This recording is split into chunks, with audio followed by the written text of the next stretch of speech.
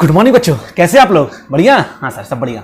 चलिए बच्चों, आज हम लोग का जो लेक्चर है वो लेक्चर नंबर 9 है। हाँ सर, लेक्चर नंबर 9 आज का था।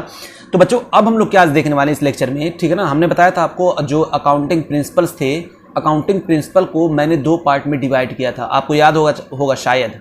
हाँ सर, अकाउंटिंग प्रिंसिपल जो थे बच्चों, अकाउंटिंग प्रिंसिपल को हमने 2 पार्ट में डिवाइड किया था। पहला पार्ट क्या था सर आप बताइए, दूसरा पार्ट क्या था सर आप बताइए। वेरी गुड वेरी गुड, नालायक हो। हाँ सर, सॉरी, क्या करें, हमको याद ही नहीं रहता है। हाँ, तो बच्चों पहला जो पार्ट था उसको हम लोग कहते थे कॉन्सेप्ट। पहला क्या था? कॉन्सेप्ट। और दूसरा जो था बच्चों उसको हम लोग क्या कहते थे, याद है ना? हाँ, कन्वेंशन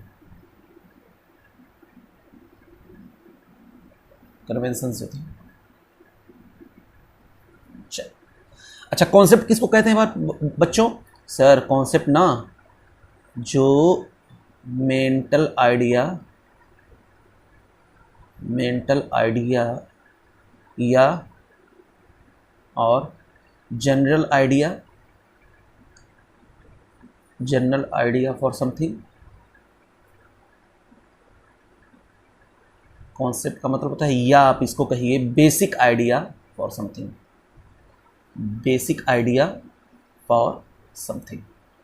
अच्छा, कुछ बेसिक आइडिया की बात होगी जो सबके लिए है। हाँ, यानी कुछ बेसिक आइडियाज़ यहाँ पर हैं। जनरल आइडियाज होते हैं, कॉन्सेप्ट उसको कहते हैं। कोई भी कॉन्सेप्ट का मतलब क्या होता है? कोई जनरल आइडिया ना, जो सभी लोग जिसको मानते हैं, ये जनरली ये लोग एक्सेप्टेड है। जैसे जनरली हम लोग मानते हैं कि हाँ सर 10 रुपये का नोट है, सब लोग मानते हैं 10 रुपये का नोट है। हाँ सर, समझ में आ रहा है आप क्या कह रहे हैं। तो बच्चों क्या क्या इसमें आते हैं, इसमें कौन कौन सी चीज़ें आती हैं, कॉन्सेप्ट में क्या क्या चीज़ें हमको यहाँ पर पढ़ना होगा। तो बच्चों हम लोग सबसे पहले इसमें देखेंगे सेपरेट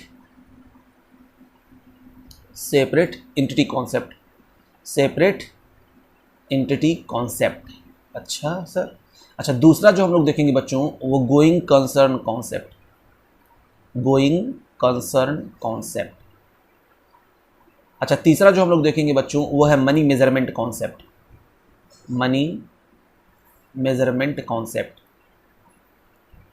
ठीक है? हाँ सर, ठीक है। अच्छा, उसके बाद हम लोग देखेंगे बच्चों मनी मेजरमेंट कॉन्सेप्ट के बाद कॉस्ट कॉन्सेप्ट। क्या देखेंगे?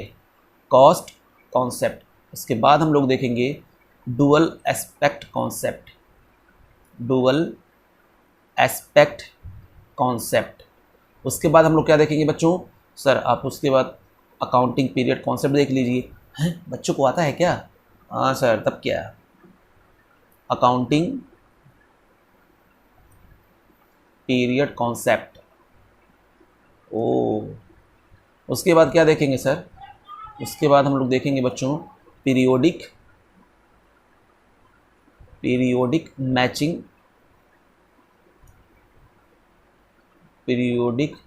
Matching of cost and revenue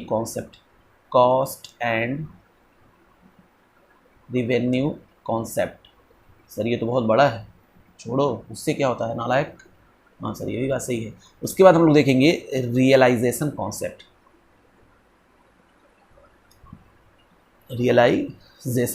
तो बच्चों इतनी सारे हम लोग यहाँ पर कॉन्सेप्ट की बात करेंगे, ठीक है ना। नंबरिंग करें तो 1 2 3 4 5 6 7 और ये हो गया आपका 8।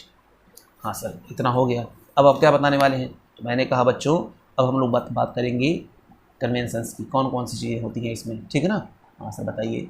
तो कन्वेंशंस का मतलब क्या होता है, पता है ना सर? क्या, चलिए, कन्वेंशंस का मतलब क्या होता है बच्चों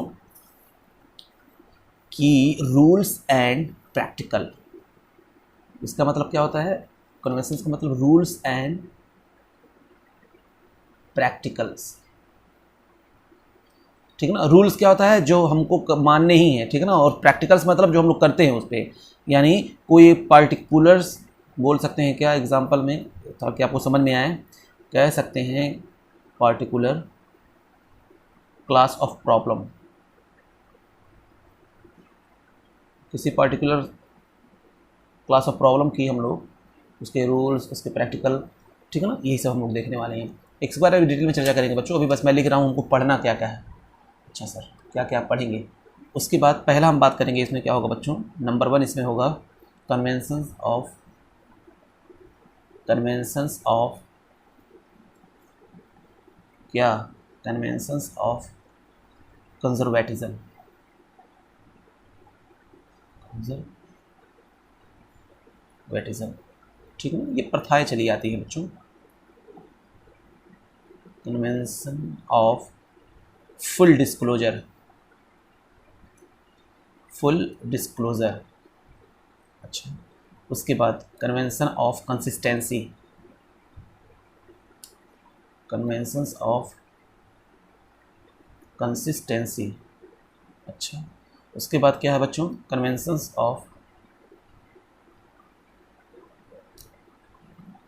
मटेरियलिटी,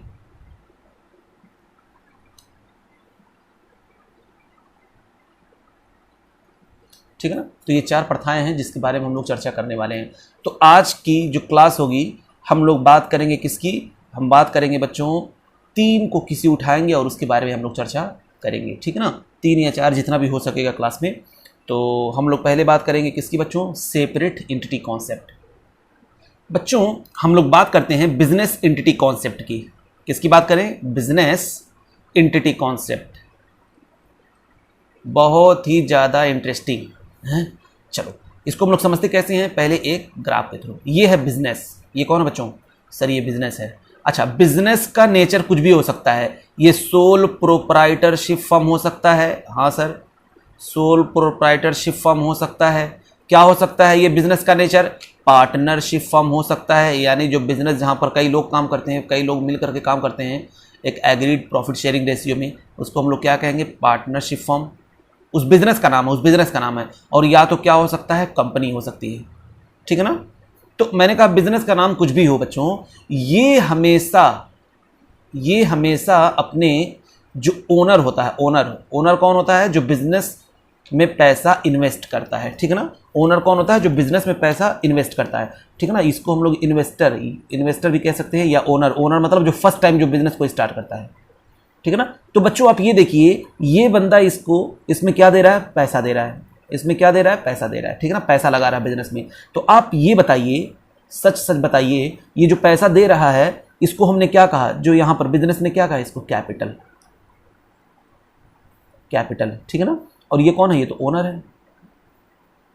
अच्छा, कैपिटल हम लोग किसको कह रहे हैं बच्चों, ये बिजनेस में क्या दे रहा है, ये कैश दे रहा है, कैश दे रहा है।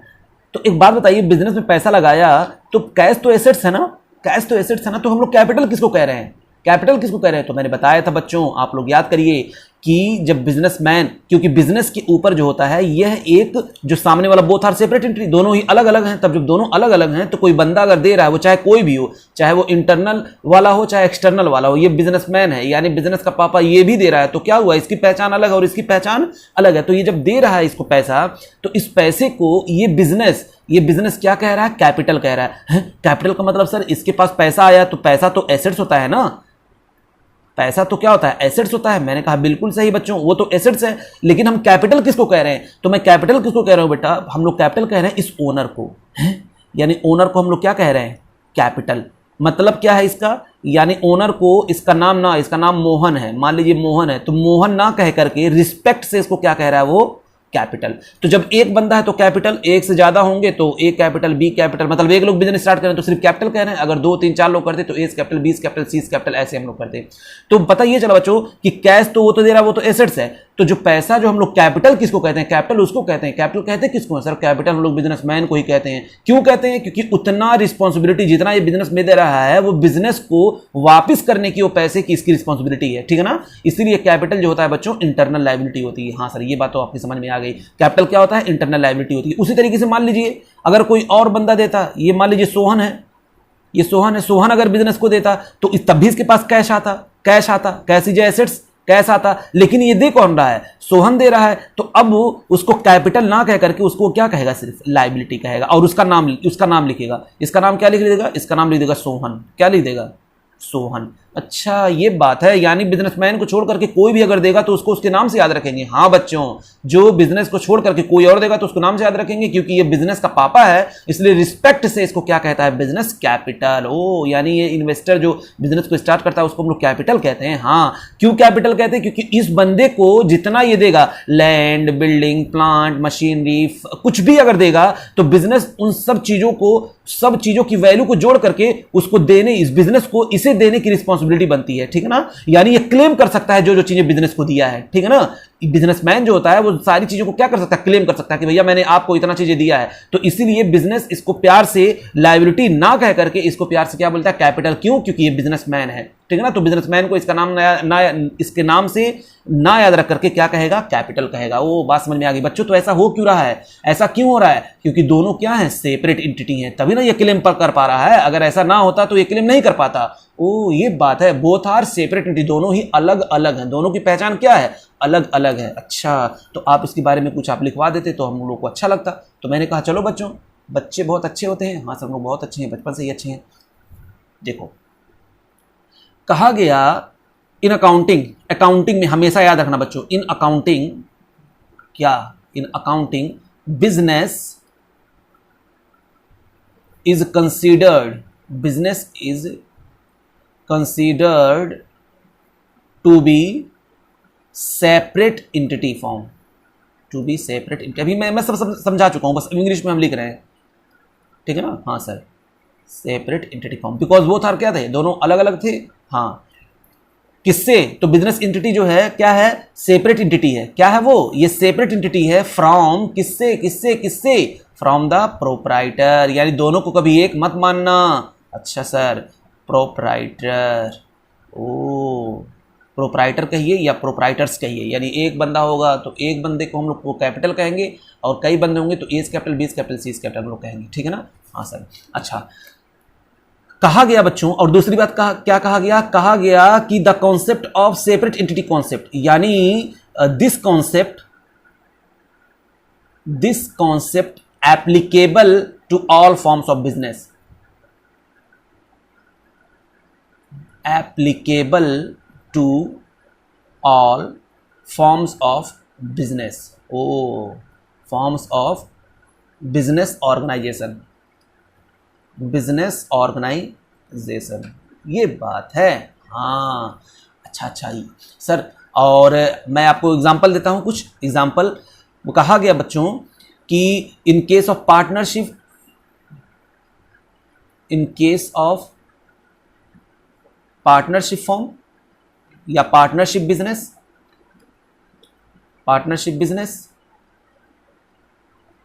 और सोल प्रोप्राइटरशिप। बच्चों मैं आप लोग को इसलिए लिखवाता हूं ताकि आप लोग जब चित्र को देख करके पढ़े ना तो आपको क्लियर हो जाए कि हम लोगों ने क्या पढ़ा था। ठीक है ना, बाकी हम सब तो बातें बता ही चुके हैं। हाँ सर, तो in case of partnership business और सोल प्रोप्राइटरशिप बिजनेस, मतलब इसका क्या है, ये बिजनेस का नेचर है। यानी अगर एक बंदा इस बिजनेस को कर रहा है तो उसको सोल प्रोप्राइटरशिप कहेंगे, एक से ज्यादा लोग अगर कर रहे हैं तो उसको पार्टनरशिप कहेंगे। ठीक है ना, तो कहा गया कि अगर in case of partnership and और सोल प्रोप्राइटरशिप बिजनेस, अकाउंट इनको क्या कंसीडर करता है बच्चों, अकाउंट जो है इनको क्या कंसीडर करता है, सेपरेट, दोनों को अलग अलग मानता है अकाउंटिंग पॉइंट ऑफ व्यू से। लेकिन लॉ की नजर में बच्चों दोनों क्या हैं, एक हैं, सिंगल एंटिटी। ओ ये बात है सर। हाँ फिर से मैं बोल रहा हूं, ध्यान से सुनिएगा। अकाउंट जो हम लोग अकाउंट जब करेंगे तो हमेशा ध्यान में रखेंगे बोथ आर सेपरेट एंटिटी, लेकिन कानून इसके बारे में क्या कहता है कि दोनों एक ही हैं। यानी कानून कहेगा अगर कोई भी गलती होती है तो मैं आप ही का कॉलर पकड़ूंगी, किसकी, बिजनेसमैन की। लेकिन ये अकाउंट क्या कहता है, नहीं दोनों अलग अलग हैं, इस बेस से हम लोग अकाउंटिंग कर रहे हैं। ठीक है ना, हाँ सर, ये बातें आपकी समझ में आ गई। तो बच्चों ये सारी चीजें थी किसके बारे में, बिजनेस एंटिटी कॉन्सेप्ट के बारे में। अब बात आई कि सर इसकी जरूरत क्यों पड़ी, नीड्स क्यों पड़ी इस एंटिटी कॉन्सेप्ट की, तो आइए वो भी देख लेते हैं क्या नीड्स है इसकी, है ना। आखिर नीड्स क्या है भैया हमको इसको पढ़ने की। तो पहला देखिए क्या है कि अगर ये ना होता एंटिटी कॉन्सेप्ट ना होता तो हम लोग कभी भी फाइनेंशियल रिजल्ट जो है ना ऑब्टेन नहीं कर पाते। ठीक है ना, कहा गया इफ, पहली बात यहां पर लिख देते हैं, if such an assumptions is not considered, such as assumptions is not consider, अगर हम लोग नहीं इसको कंसिडर करते, not consider, तो क्या होता, the operation of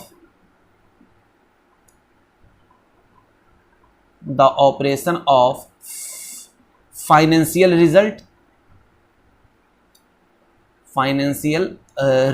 of a business, financial result of a business enterprise cannot be obtained। अच्छा ये बात है। हाँ बच्चों, अगर ऐसा ना होता तो कभी भी वो फाइनेंशियल रिपोर्ट बिजनेस का ऑब्टेंड नहीं कर पाते, ठीक है ना।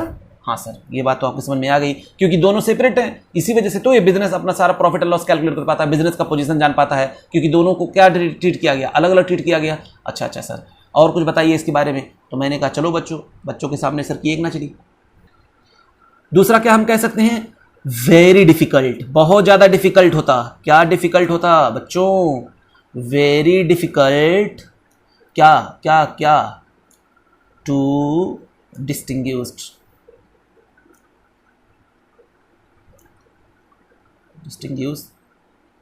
The personal expenses and business expenses. अरे हम पता कैसे करते कौन सा पर्सनल एक्सपेंसेस है कौन सा बिजनेस एक्सपेंसेस है।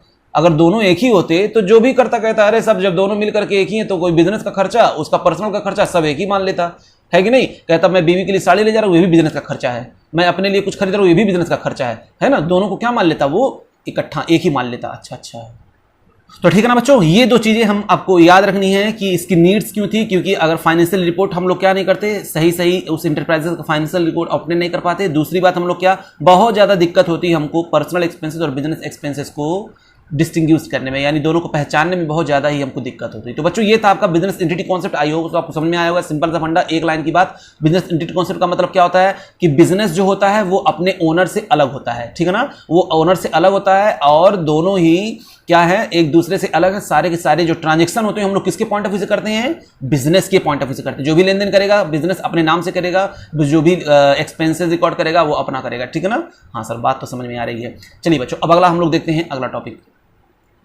अब हम लोग बात करते हैं किसकी, गोइंग कंसर्न कॉन्सेप्ट की, ठीक है ना। तो मेरा दूसरा कौन सा पॉइंट होगा, गोइंग कंसर्न कॉन्सेप्ट। तो बच्चों ये कॉन्सेप्ट पढ़ाने से पहले हम आपको एक बात बता देते हैं कि ये जो है अकाउंटिंग अजम्पशंस का एक पार्ट है। सर अकाउंटिंग अजम्पशंस, हाँ बच्चों, अजम्पशंस का मतलब क्या होता है कि एज्यूम कर लेना, हम ये मान लेते हैं, ठीक है ना। तो सर अकाउंटिंग अजम्पशंस में कितने होते हैं, तो आइए देखते हैं। तो उसका ये एक पार्ट था, तो हम क्यों ना तीनों यहीं पर डील कर लें, ठीक है ना। हाँ सर, तो अकाउंटिंग अजम्पशंस यानी अकाउंटिंग अजम्पशंस को हमको क्या करना है, फॉलो करना है। अकाउंटिंग अजम्पशंस को ही फॉलो करना, अगर फॉलो नहीं करेंगे तो उसका डिस्क्लोजर देना पड़ेगा कि आप फॉलो क्यों नहीं कर रहे हैं, ठीक है ना।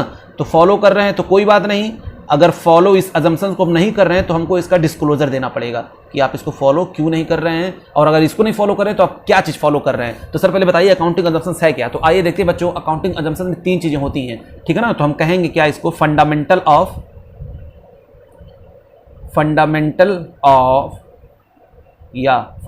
अकाउंटिंग अजम्पशंस आर कौन कौन है इसमें, देखिए नंबर 1, नंबर 2, नंबर 3, ठीक है ना। जो आप दो आपका कॉन्सेप्ट मिल जाएगा और एक आपको मिल जाएगा कहाँ पर, कन्वेंशन पर, ठीक है ना। तो चलिए इसमें पहले हम लोग क्या करेंगे, इसमें गोइंग कंसर्न कॉन्सेप्ट का तो ये पार्ट है ही है एक, पहला तो यही हो गया, पहला पार्ट हो गया गोइंग कंसर्न कॉन्सेप्ट। अच्छा, दूसरा आपका हो गया कंसिस्टेंसी अजम्पशंस बच्चों, कंसिस्टेंसी अजम्पशंस। और तीसरा है एक्रूअल अजम्पशंस। क्या है बच्चों, एक्रूअल अजम्पशंस, ठीक है ना। गोइंग कंसर्न कॉन्सेप्ट हमने लिखा था, ठीक है ना, पीछे एक्रूअल कंसिस्टेंसी अजम्पशन ये किसमें था, कन्वेंशन में था, और एक एक्रूअल अजम्पशंस ये हम बात कर रहे हैं एक्रूअल अजम्पशंस की, इसको मैंने नहीं लिखा है। तो चलिए आकर पीछे लिख देते हैं, कोई दिक्कत नहीं है। तो ये लीजिए बच्चों, हम यहाँ पर लिख देते हैं, क्या चीज़ लिखेंगे सर आप, एक्रूअल अजम्पशंस। क्या लिख दें, एक्रूअल अजम्पशंस, ठीक है ना। तो एक्रूअल अजम्पशंस में हम इसकी बात करेंगे, यानी एक हो गया गोइंग कंसर्न कॉन्सेप्ट, एक एक्रूअल अजम्पशंस, और एक हम लोग यहां पर यानी कंसिस्टेंसी, यानी ये भी एक अजम्पशंस होता है, ठीक है ना बच्चों। तो हम इन तीनों को मिला करके, ये तीनों मिल करके क्या बनाते हैं, तीनों मिलकर के बनाते हैं फंडामेंटल अकाउंटिंग अजम्पशंस। और तीन होते हैं फंडामेंटल अकाउंटिंग अजम्पशन, एक गोइंग कंसर्न कॉन्सेप्ट, एक कंसिस्टेंसी अजम्पशन होता है, और एक एक्रूअल अजम्पशंस होता है, ठीक है ना। तो हम इन तीनों के बारे में डिटेल में चर्चा कर रहे हैं। चलिए आइए स्टार्ट करते हैं।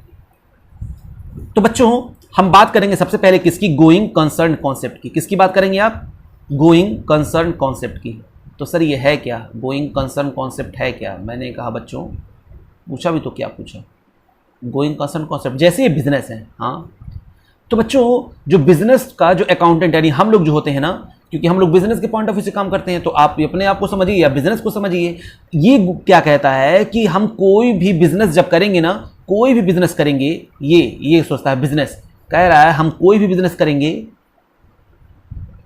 हम कोई भी बिजनेस अगर करेंगे तो कैसे करेंगे, बिजनेस करेंगे तो बहुत कई सालों तक, यानी अनफोर्सीन पीरियड तक करेंगे। अनफोर्सीन पीरियड यानी हमको खुद नहीं पता हम कब तक बिजनेस को करने वाले हैं, ठीक है ना। यानी मेरा बिजनेस जो है चलता रहेगा। ये क्या सोचते हैं, ये बिजनेस क्या सोचता है कि मेरा बिजनेस जो है चलता रहेगा, मेरा बिजनेस जो है क्या करता रहेगा, मेरा बिजनेस चलता रहेगा। अच्छा, मेरा बिजनेस चलता रहेगा। ये क्या कौन सोचता है, ये सर ये सोचता है कौन, बिजनेस सोचता है। बिजनेस सोचता है कि मेरा बिजनेस लंबे समय तक चलता रहेगा। आप लोग भी सोचते हैं हम लोग बहुत लंबे समय तक जिएंगे, बिल्कुल सही है। तो आप लोग किस कंसेप्ट के अकॉर्डिंग सोचते हैं, गोइंग कंसेप्ट के अकॉर्डिंग, ठीक है ना। तो गोइंग कंसेप्ट कॉन्सेप्ट क्या कहता है कि लंबे समय तक मेरा बिजनेस चलता रहेगा। अच्छा बच्चों, इसी कॉन्सेप्ट की वजह से हम लोग कॉस्ट पे, यानी हिस्टोरिकल कॉस्ट पे, बुक्स ऑफ अकाउंट में हिस्टोरिकल कॉस्ट पे, हिस्टोरिकल कॉस्ट, अभी एक कॉस्ट वाला आएगा तो हम उसको समझाएंगे बच्चों क्या होता है। कॉस्ट पे हम लोग बुक्स ऑफ अकाउंट में रिकॉर्ड करते हैं किसी भी ट्रांजैक्शन को। जैसे मान लीजिए मैंने एक मशीन खरीदी, मशीन की कॉस्ट 1 लाख रुपए है, ये मैंने खरीदी 2010 में, मान लीजिए 1 लाख रुपए, और आज ये मशीन कहें या इसको बिल्डिंग कहें, कुछ भी करें, आज इसको अगर मैं बेच रहा हूं मुझको 10 लाख रुपए मिल रहा है। कितना मिल रहा है, 10 लाख रुपए मिल रहा है। तो कहने का मतलब जब मैंने इसको खरीदा था तो 1 लाख रुपए था, और आज मिल रहा है मुझको 10 लाख। तो रिकॉर्ड किस पे करें, 10 साल हो गया, मान लो रिकॉर्ड में किस पे करूं, इस पे करूं कि इस पे करूं।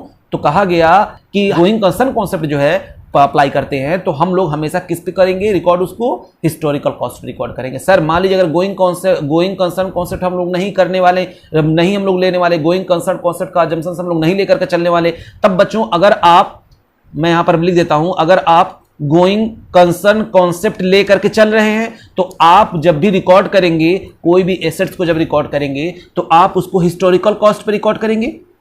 अगर आप लेकर के चल रहे हैं क्या गोइंग कंसर्न कॉन्सेप्ट, तो किस पे रिकॉर्ड करेंगे, हिस्टोरिकल कॉस्ट पे उसको रिकॉर्ड करेंगे। यानी जिस पे मैंने परचेस किया है वो भले 10 साल के बाद 10 लाख का हो जाए, लेकिन हम रिकॉर्ड उसको किस पे करते आएंगे, हम 1 ही लाख पे हमेशा रिकॉर्ड करते आएंगे पूरे, जब तक हम लोग बिजनेस चलेगा। हमने मान लिया है कि 1 ही लाख रुपए मेरा खर्चा हुआ है, 1 ही लाख रुपए मैंने एसेट्स पे खर्च किया है। बट अगर हम लोग नहीं हम लोग उसको फॉलो करते हैं गोइंग कंसर्न कॉन्सेप्ट को, तो बच्चों आपको जो रियलाइजेशन वैल्यू होगा उस पे आपको रिकॉर्ड करना है। मतलब क्या है सर, जैसे इस पे तो हम रिकॉर्ड करेंगे 10 लाख का है ये मशीन, मैंने 10 लाख का, आज की डेट में 10 लाख का, तो अब मैं इसको इस पे रिकॉर्ड करूंगा, ठीक है ना। तो ये बात समझ में आ रही होगी मैं क्या कह रहा हूं। मैं कह रहा हूं गोइंग कंसर्न कॉन्सेप्ट अगर फॉलो करेंगे तो हिस्टोरिकल कॉस्ट पे हम लोग इसको रिकॉर्ड करेंगे, और अगर हम लोग नहीं फॉलो कर रहे हैं तो उसको रियलाइजेबल वैल्यू, यानी जो उसकी आज की वैल्यू है उस पे हम लोग अपने बुक्स ऑफ अकाउंट में उस एसेट्स को रिकॉर्ड करेंगे आज की वैल्यू पे। अच्छा सर, तो आप तो ये तो बता ही दिए कि भैया हम लोग बिजनेस क्या सोचता है, लंबे समय तक मेरा बिजनेस चलता रहेगा। सर कहने का मतलब नहीं फॉलो करेंगे, यानी कभी कभी कोई बिजनेस क्या होता है, हम लोग देखते हैं कभी कभी बिजनेस बस 2 साल के लिए करना है, हमको पता होता है, फोर्सिंग पीरियड हमको पता होता है, ठीक है ना। कभी कभी बिजनेस को क्या पता होता है, फोर्सिंग पीरियड पता होता है कि हमको इतने दिन तक बिजनेस करना है, उसको पता होता है फोर्सिंग पीरियड। अगर इसको पता है तो अब यहां पर ये वाला गोइंग कंसर्न कॉन्सेप्ट वहां पर काम नहीं करेगा, वहां पर गोइंग कंसर्न कॉन्सेप्ट काम नहीं करेगा। तो वहां पर हम लोग किस पे रिकॉर्ड करेंगे एसेट्स को, रियलाइजेबल, किस पे करेंगे एसेट्स को रिकॉर्ड, रियलाइजेबल वैल्यू पे, यानी जितना उसकी वैल्यू आज की होगी, आज की मार्केट में उसकी वैल्यू जो होगी, जैसे यहाँ पर मैंने एग्जांपल दिया 10 लाख, तो आज की वैल्यू पे हम लोग उसको रिकॉर्ड करेंगे। ये काम कब करेंगे, फिर से मैं बताता हूँ, जब फोर्सिंग पीरियड हो, हमको ये पता हो कि हम 2 साल तक बिजनेस करने वाले हैं। बस समझ में आया कि नहीं आया। हाँ सर, तो आइए इसके बारे में हम लोग कुछ लिख लेते हैं। हाँ सर लिखा दीजिए। मैंने कहा चलो बच्चों वेरी गुड। तो आइए बात करते हैं किसकी। तो बच्चों मैं बता रहा हूं गोइंग कंसर्न कॉन्सेप्ट किसका, अकाउंटिंग अजम्पशंस का एक पार्ट है, ठीक है ना। और अकाउंटिंग अजम्पशंस कितने होते हैं, 3 होते हैं। कौन, going concern concept, consistency assumptions और आपका हुआ एक्रूअल अजम्पशंस। तो गोइंग कंसर्न कॉन्सेप्ट हम लोग पढ़ चुके हैं, अभी ये दोनों हम लोग देखेंगे, ठीक है ना। तो आइए पहले इसके बारे में हम लोग कुछ लिख ले रहे हैं, ठीक है ना। गोइंग कंसर्न कॉन्सेप्ट के बारे में कुछ लिखते हैं। हाँ चलिए सर लिखिए। ये एज्यूम किया जाता है इसमें assume that the business will be continue will continue for fairly a long time to come and will not be sold in near future. मतलब ये मान कर चलते हैं हम उस एसेट को बेचने वाले नहीं हैं, ठीक है ना, इन फ्यूचर नियर फ्यूचर में हम उसको बेचने वाले नहीं हैं, इन नियर फ्यूचर, ठीक है ना। तो एज्यूम किया गया, assume that the business will be continue for the fairly long time to come and will not be sold in near future, यानी जल्दी हम उस एसेट को बेचने वाले नहीं और मैं मानकर चलता हूं मेरा बिजनेस जो है लंबे समय तक चलता रहेगा। अच्छा, और क्या है सर, और कुछ बताइए। कहा गया कि अकाउंटेंट जो होता है, the accountant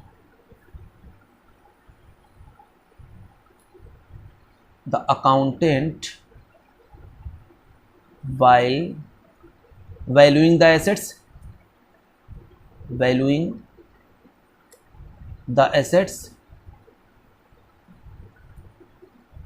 does not record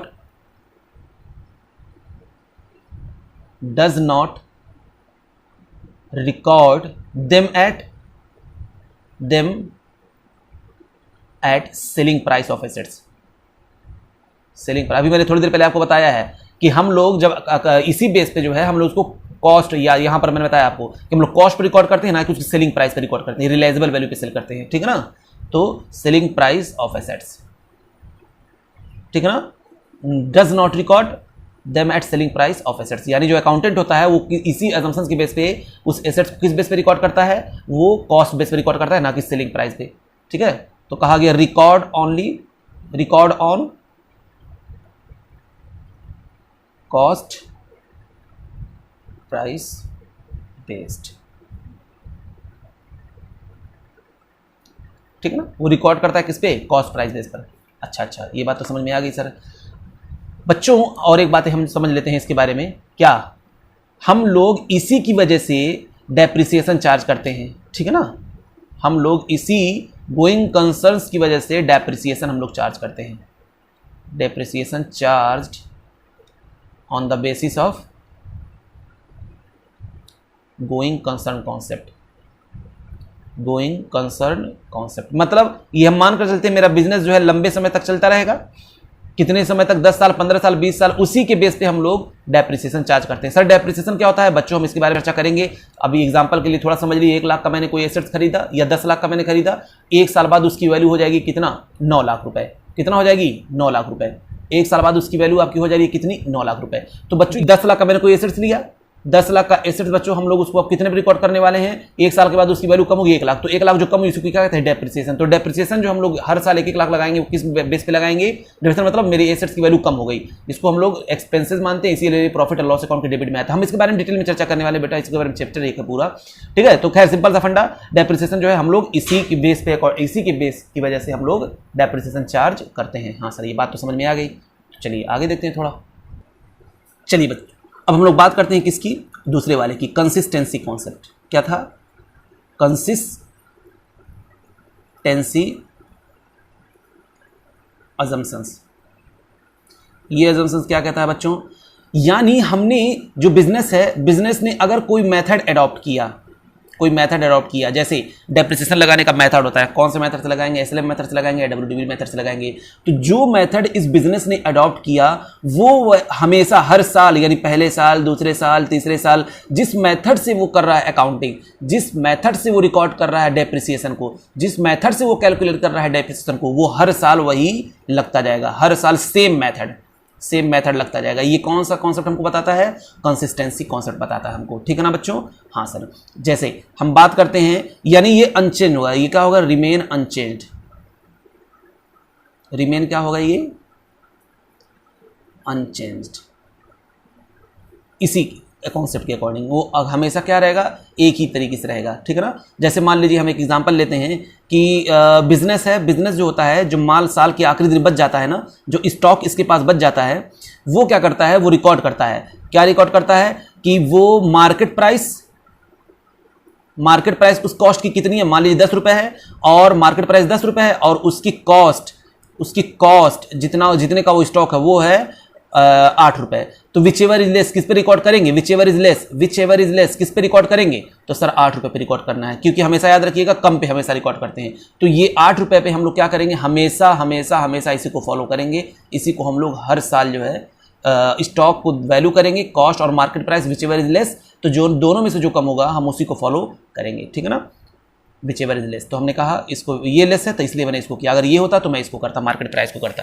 अच्छा सर, तो उस पर मैं रिकॉर्ड। उसी तरीके से मान लीजिए मैं कोई डेप्रिसिएशन एक मेथड है, तो डेप्रिसिएशन से हम लोग डेप्रिसिएशन जो चार्ज करते हैं वो SLM मेथड से करते हैं, तरीका होता है डेप्रिसिएशन चार्ज करने का, और WDV मेथड से करते हैं। तो कहा गया SLM मेथड WDV में कौन सा फॉलो करेंगे, तो मैंने कहा चाहे ये फॉलो करिए चाहे ये फॉलो करिए, जिसको एक बार आपने फॉलो कर लिया उसी को आपको हर साल क्या करना है, फॉलो करना है। ये आपका कहता है बच्चों कंसिस्टेंसी कॉन्सेप्ट, ठीक है ना। हाँ, तो आइए देखते हैं क्या है।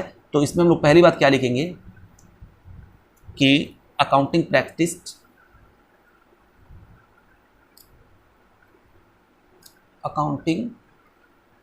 प्रैक्टिसेस शुड रिमेन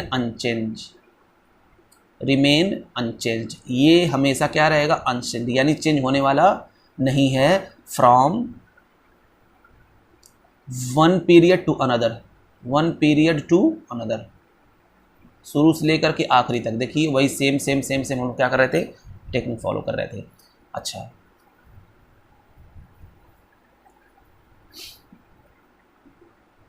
चलिए बच्चों, और दूसरा हम लोग क्या इसमें देख रहे हैं कि बच्चों ये कॉन्सेप्ट क्या करता है बच्चों, हेल्प करता है। किस में हेल्प करता है, helps in achieving result that are comparable, ताकि हम लोग कंपेयर कर सकते हैं इजिली, है कि नहीं। पिछले साल इतना लगा, इस साल भी इतना ही जो है डेप्रिसिएशन लगा, कंपेरेबल होता है, ठीक है ना। इस साल के प्रॉफिट को पिछले साल के प्रॉफिट से कंपेरेबल हम लोग को बना देता है, बिल्कुल इजी तरीके से, ठीक है ना। हाँ सर। अच्छा, और क्या होगा बच्चों, में भी ऐसा हो सकता है बच्चों कभी कभी कि हमको मेथड चेंज करना ही करना है, मतलब मजबूरी है हमको बदलना है, तो क्या करना पड़ेगा, इसके लिए इन्फॉर्मेशन देना पड़ेगा। किसको इन्फॉर्मेशन देना पड़ेगा, यूजर्स को देना पड़ेगा कि हमने जो है अपने मेथड को जो है चेंज कर लिया है। तो देखिए क्या कह रहा है, आपको बात याद रखनी है, it is necessary that any changes, अगर कोई भी चेंज हो रहा है in the policy of financial statement of company, financial statement should be well inform to users. क्या करना चाहिए, शुड बी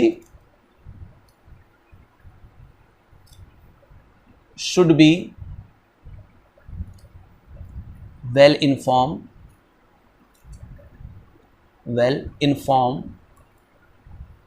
टू यूजर्स, यानी यूजर्स को बताना पड़ेगा कि देखिए हम जो मेथड को चेंज कर रहे हैं, ठीक है ना, हम ये मेथड अडॉप्ट कर रहे हैं, और जो हम लोग अडॉप्ट कर लेंगे एक बार उसको मोर ईयर यानी कई सालों तक हमको उसी को बेस बना करके चलना है। ऐसा नहीं हर साल हम बदलते रहेंगे, एक साल ये मेथड करेंगे फिर कहेंगे नहीं हम चेंज करेंगे, ये करेंगे, फिर ये चेंज करेंगे नहीं करेंगे हम ये करेंगे, ऐसा कुछ नहीं है। जो मेथड करिए आप फॉलो, ठीक है, आपको जरूरत पड़े तो आप कर सकते हैं, अगर कानून आपसे कहता है करने के लिए तब, अगर आप better presentation of financial position करना चाहते हैं तब आप कर सकते हैं, ठीक है ना।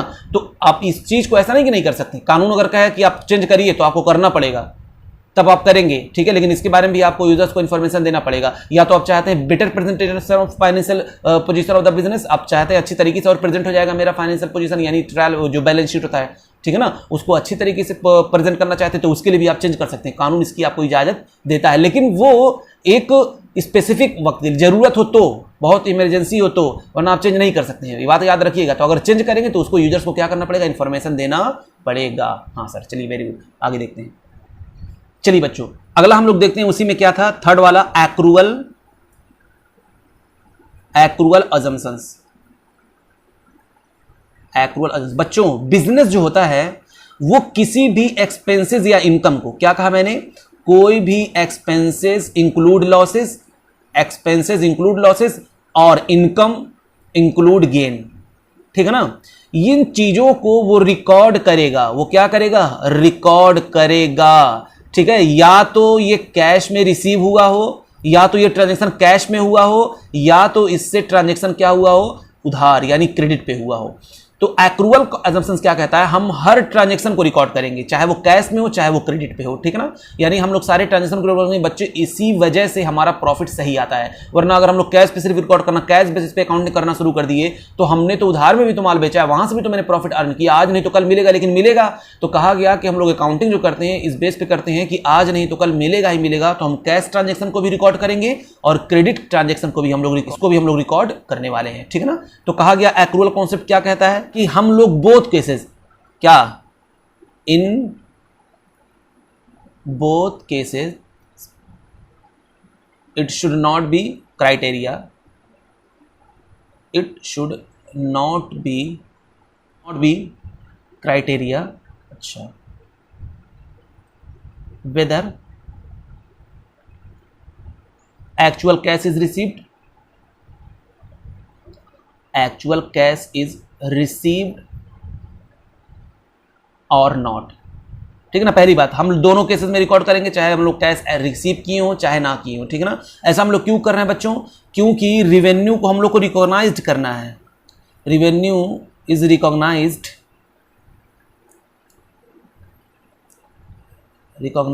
व्हेन, नहीं दिख रहा ना, हाँ सर नहीं दिख रहा, recognised when it is realised, यानी हम लोग रिवेन्यू को रिकॉर्ड करना ही करना है हमको। And expenses are recognised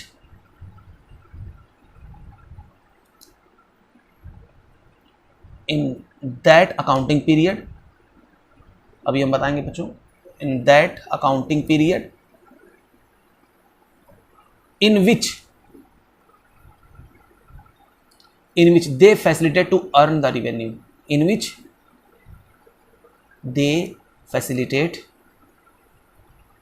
to earn the revenue। बात समझने की कोशिश करिए, ये कह रहा है, ये कॉन्सेप्ट कहता है कि भैया देखिए, आपको उसी साल का इनकम उसी साल का एक्सपेंसेस चाहिए, तो जिस साल आप इनकम अर्न कर रहे हैं उस साल से रिलेटेड जितने भी एक्सपेंसेस हुए होंगे, चाहे वो उसको आपने कैश में किया या ना किया, अगर उस साल के खर्चे हैं तो हमको अगर उस साल का प्रॉफिट जानना है तो आपको उस साल के खर्चे माइनस करने पड़ेंगे। अब वो आपने जो खर्चा किया है वो तो अगर जो अभी नहीं दिया तब भी कोई दिक्कत नहीं है, वो बाद में देंगे आप, हाँ देंगे। उसी तरीके से इनकम में बच्चों, इनकम अगर कैश में हुआ तो ठीक है, लेकिन नहीं हुआ तो उसी साल हुआ ना, हमको दैट ईयर का प्रॉफिट चाहिए, हमको उसी साल का प्रॉफिट चाहिए, उसी साल के एक्सपेंसेस माइनस करके वो प्रॉफिट आ सकता है, ठीक है ना। तो उसी साल का प्रॉफिट चाहिए और प्रॉफिट चाहे रिवेन्यू मुझको जानना है, तो हम लोग क्या कैसे रिकॉर्ड करेंगे रिवेन्यू को, तो चाहे रिवेन्यू कैश में हो चाहे वो क्रेडिट पे हो, आज मिले या कल मिले, लेकिन अगर उसी साल का इनकम है तो हम लोग उसको रिकॉर्ड करेंगे, और उसी साल के एक्सपेंसेस को चाहे वो कैश में हो चाहे अभी दिया ना हो बाद में देंगे, लेकिन अगर उस साल का एक्सपेंसेस तो उसी साल के एक्सपेंसेस को उसको माइनस करेंगे। तो देखिए, revenue is recognized when it is realized and expenses recognized is that accounting period